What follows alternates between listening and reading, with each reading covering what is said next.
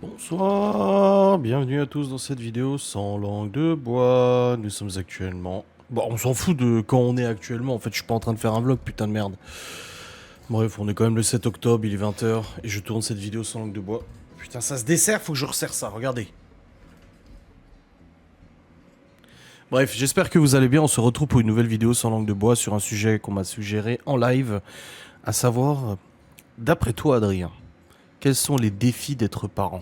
Je trouve que c'est un sujet, encore une fois, très large, mais un sujet aussi intéressant pour donner son point de vue. Et c'est pour ça que je vous inviterai à réagir en commentaire, comme d'habitude, à me donner votre opinion en commentaire. Je l'ai vu. Vous commentez moins les vidéos sans langue de bois. Au début, il y avait beaucoup de participation. Les gens donnaient leur avis, machin et tout ça. C'était vachement enrichissant. C'était vraiment enrichissant d'avoir l'opinion des autres. Et là, ça fait 40 vidéos sans langue de bois que je fais, et vous regardez, hein. Les gens regardent toujours les vidéos sans langue de bois, mais il y a beaucoup moins de participation, et je trouve ça un petit peu dommage. Mais qu'est-ce qui se passe? J'ai mes petits encens, ça c'est un des gosses. À chaque fois que j'en utilise un, il disparaît, tu sais, je le laisse cramer là, il est en poussière, et il disparaît, il y en a un nouveau qui se met. Ça c'est Théo, je suis sûr. Il me le prépare à chaque fois, tu sais.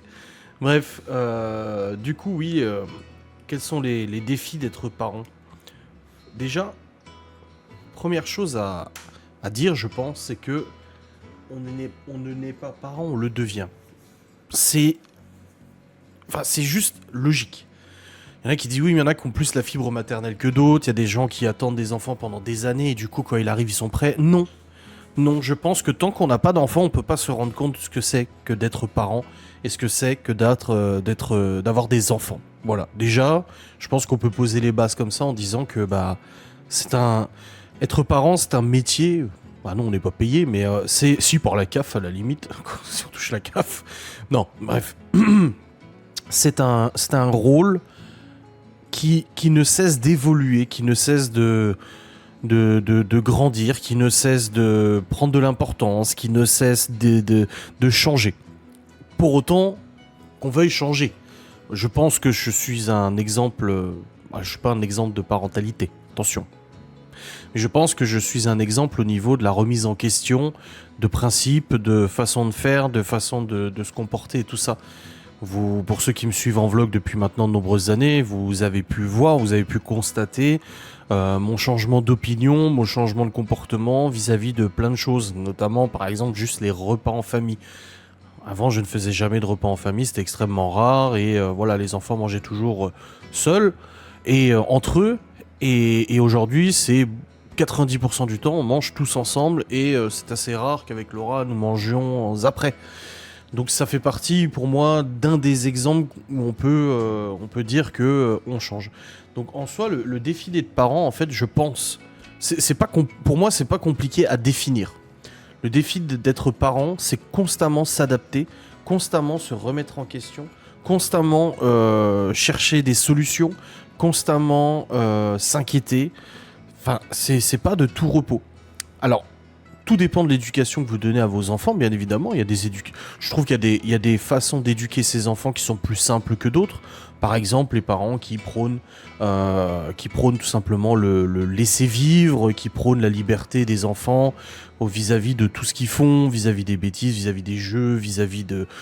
Des fois, ça va jusqu'à comment s'habiller, laisser des gamins s'habiller tout seuls et partir en plein hiver en short t-shirt parce qu'il faut pas leur dire non, il faut pas les contredire ou quoi que ce soit. Enfin voilà, il y a des extrêmes. De toute façon, il y a des extrêmes de partout et en éducation aussi.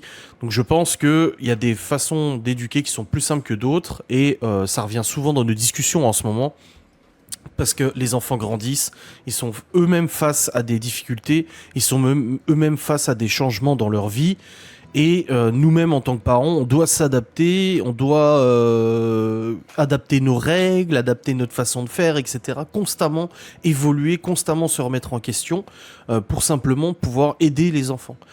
Pour moi, le plus grand défi envers des enfants, c'est de faire en sorte qu'ils aient une situation stable, un foyer stable, qu'ils soient relativement bien préservés de la nocivité qui peut grandir dans une famille, des disputes, des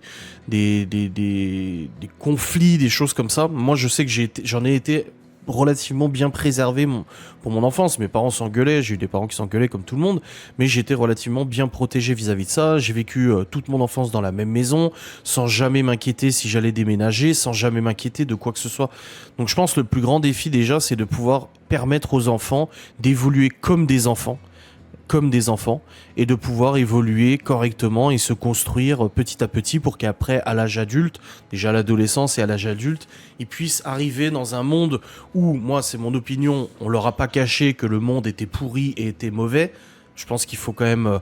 c'est mon opinion, encore une fois, attention, on n'a pas tous les mêmes principes éducatifs, mais moi je pense que il faut quand même que les enfants soient au courant que la vie d'adulte, la vie d'ado et la vie d'enfant est difficile, que les dangers sont partout, que les problèmes sont partout, et que passer son adolescence, après, les soucis s'intensifient, et qu'il faut être préparé à ça, il faut être mentalement prêt à affronter les difficultés de la vie, les difficultés qui sont obligatoires. Enfin, je veux dire, j'en parlais je sais pas si, oui, j'en parlais dans le vlog d'hier en disant que on aimerait protéger nos enfants, on aimerait que nos enfants soient préservés de tous les malheurs du monde, soient préservés de tout ce que nous on a pu subir, etc. Mais on peut pas.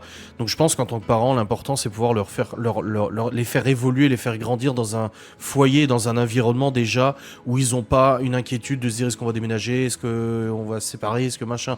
Je prends un exemple, par exemple. Là de cela quelques semaines, avec Laura, on s'est pris la tête dans la cuisine, les enfants étaient là et tout ça, hein. Tu peux pas toujours te prendre la tête en leur absence, et je sais plus, pour une connerie, hein. On s'est engueulé, on n'a pas gueulé, on n'a pas crié, les chaises n'ont pas volé, c'est juste qu'on était en désaccord sur un sujet. Laura a tendance à pleurer très facilement, a tendance voilà, à s'emporter un peu plus. Moi je suis un peu plus posé, je suis un peu plus, voilà, un peu plus rationnel, un peu moins émotif. Et du coup c'est vrai qu'il y a eu une petite dispute, hein, qui a duré quelques secondes, et puis après voilà, on a vaqué à nos occupations, je faisais à manger, je sais plus quoi. Et c'était vers le midi, c'était un mercredi il me semble. Et en fait Laura avait un rendez-vous, elle avait un rendez-vous en début d'après-midi, et du coup bah après elle a pris son sac, son manteau, et elle est partie. Et elle m'a même dit au revoir, hein, elle m'a fait un bisou et tout, tu vois. Mais ça les enfants l'ont pas vu. Mais tout de suite après, qu'on ait vu la voiture de Laura partir, tous les enfants sont venus me voir en me disant elle est partie maman? Je dis bah oui elle est partie, mais elle reviendra plus. Je dis comment ça elle reviendra plus? Bah si elle reviendra, pourquoi? Bah vous vous êtes disputés juste avant, et puis là elle a pris la voiture, elle est partie. J'ai dit non, je dis elle avait un rendez-vous. Je dis juste qu'elle avait un rendez-vous qui était prévu, ça n'a rien à voir. J'aurais dit vous inquiétez pas. Je dis c'est pas parce que des adultes se disputent qu'il y aura forcément une séparation. Les enfants ont vécu un divorce, donc forcément ils se posent des questions, tu vois.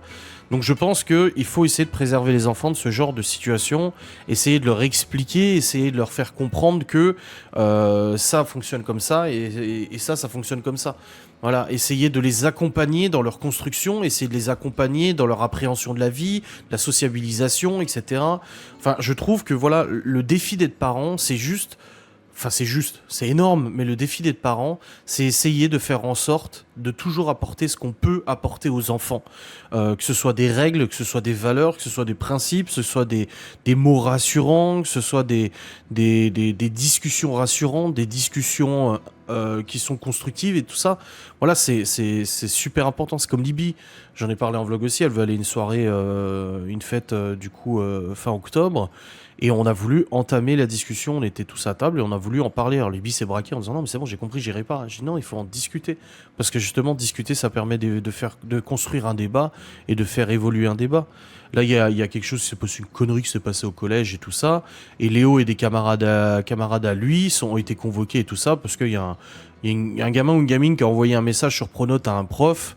Et la gamine à qui appartient le compte, elle a dit c'est pas moi, c'est lui, c'est lui, c'est lui. Et Léo, il est dans la sauce. Et quand il est rentré, il a dit ouais, il était mal, le pauvre gosse. Et il a dit oui, j'étais convoqué parce qu'ils ont dit machin, et puis il y en a qui disent que c'est moi, alors que machin. Et franchement, envoyer ce genre de message à un prof, je vois très mal Léo le faire. Après, on connaît jamais nos enfants par cœur, hein. Mais j'ai tendance à le croire et j'ai tendance à le défendre en me disant non, je pense bien que ce n'est pas toi qui ai fait ça. D'autant plus que Léo connaît les règles à la maison et il sait que ce genre de comportement est inacceptable. Donc ça me surprendrait, tu vois. Donc on est prêt à le défendre s'il le faut face à la CPE. Pour autant, on est aussi prêt à appuyer la CPE ou les profs quand quand une situation le nécessite, hein. Voilà, c'est juste normal. Donc c'est pouvoir être présent pour les enfants, mais être juste. Ça veut dire savoir dire aux enfants, là t'as merdé, là t'aurais pas dû faire ça. Du coup, énoncer une punition en disant voilà, t'es puni de ça, comme ça peut arriver, voilà, ce week-end t'es puni de console, t'as ramené une sale note ou quelque chose parce que t'as juste pas révisé, ou t'as pas bien révisé, ou t'as pas relu qu'on t'a dit de relire. Voilà, il va y avoir des sanctions, des choses comme ça, parce que c'est notre principe éducatif. Après, chacun fait comme il veut. Il y en a qui trouveront ça abusé, mais chacun fait comme il veut, hein, comme je dis. Moi, je critique pas les autres, ne critiquez pas non plus. Mais pour moi, c'est ça le défi des parents, c'est de la transmission. C'est transmettre aux enfants. Oui, le bip que vous venez d'entendre, c'est le rendu du vlog. C'est de pouvoir transmettre aux enfants les connaissances que nous avons acquis, l'expérience que nous avons acquis, même si des fois, quand ils sont ados, ils ont un peu du mal à comprendre que quand on leur dit des choses, c'est pas pour les emmerder, c'est parce que souvent, on a déjà vécu ça et on sait comment ça termine et comment ça se passe. Mais voilà, essayer de leur transmettre déjà nos connaissances, notre expérience, notre expertise au final, mais aussi être là avec eux pour les appuyer dans leurs propres expériences, les appuyer dans leurs propres craintes, dans leurs propres doutes, en discutant. La communication est super importante, même si parfois c'est difficile avec les gosses, mais essayer d'avoir des discussions qui sont constructives, qui sont importantes pour eux, et leur apporter un cadre familial, un cadre de vie le plus stable et le plus serein possible pour qu'un gamin de 8 ans, 9 ans, 10 ans, 11 ans, 12 ans ne rentre pas du lycée ou du collège en se disant est-ce que maman est partie, est-ce que papa est parti, est-ce qu'ils se sont engueulés, est-ce qu'il y a une crise à la maison ou quoi que ce soit. Tu vois, c'est super important. Donc voilà un peu comment je vois le fait d'être parent et le défi d'être parent. C'est ma vision un peu, un peu basique des choses, mais je pense que c'est une vision qui correspond à peu près à beaucoup de monde, je pense. Après, peut-être je me trompe, hein, je suis peut-être totalement différent, je ne sais pas. On a peut-être une éducation totalement différente avec nos gosses, mais c'est un peu comme ça que je vois les choses. Et comme je l'ai dit, de toute façon, l'important en tant que parent, c'est constamment se remettre en question, constamment se poser la question si est-ce qu'on agit bien, est-ce qu'on fait bien les choses, est-ce qu'on fait les choses comme il le faut, est-ce qu'on fait les choses dans l'intérêt des enfants, dans notre intérêt à nous. Enfin, c'est une constante remise en question, et c'est vrai que Laura, on a ce genre de discussion très régulièrement. Tous les 3-4 mois, on fait un peu le point au niveau de l'éducation, on fait un peu le point au niveau des règles à la maison, au niveau des principes, des choses, etc. Et on se dit, ouais, là, peut-être qu'on demande un peu trop, peut-être que là, on demande pas assez, peut-être que là, on leur met un peu la pression là-dessus, peut-être que là, on n'aurait peut-être pas dû punir comme ça, ou aussi longtemps, voilà. Et je trouve que le fait que Laura et moi soyons soudés au niveau parentalité et partagions quand même, je pense qu'on partage 80% des mêmes valeurs, ou 70% des mêmes valeurs, parce qu'il y a forcément des choses où on n'est pas d'accord, et c'est tout à fait normal. Mais je pense que l'important, c'est qu'on soit tous les deux ensemble et tous les deux, on soit en discussion vis-à-vis de ça. Voilà. Quand il y a des fois des choses qui se passent, par exemple une connerie, je n'en sais rien, je punis limite téléphone ou un truc comme ça, elle ramène une sale note ou un truc comme ça, j'en parle à Laura. Je lui dis oui, qu'est-ce que t'en penses? Et elle me dit oui, bah je pense que t'as bien fait, ou je pense que non, c'est bon, t'as un peu abusé, ou des trucs comme ça. Je pense qu'il faut s'aider mutuellement. Être parent, deux parents dans un foyer comme ça, c'est super important, puis ça permet du coup de constamment réadapter les choses avec l'opinion de l'autre et tout ça. Si encore t'es capable d'écouter l'opinion de l'autre, il faut encore être ouvert à ça. Et comme je l'ai dit, je pense que je suis un bon exemple de remise en question vis-à-vis beaucoup de principes éducatifs, parce qu'il y a beaucoup de choses que je ne faisais pas avant, ou beaucoup de choses que je faisais différemment. Aujourd'hui, je les ai changées parce que Laura m'a apporté les arguments qui m'ont convaincu que je faisais fausse route sur certaines choses. Voilà. Comme il y a aussi des choses sur lesquelles je lui ai apporté des modifications dans sa façon de voir les choses, sa façon de fonctionner, que ce soit avec Malone, avec les petits et tout. Bon, les petits, Libby elle est plus petite, ni Léo, mais bon, voilà. Parce que voilà, je lui ai apporté les arguments qui étaient convaincants et les arguments qui semblaient être assez cohérents avec le discours. Voilà.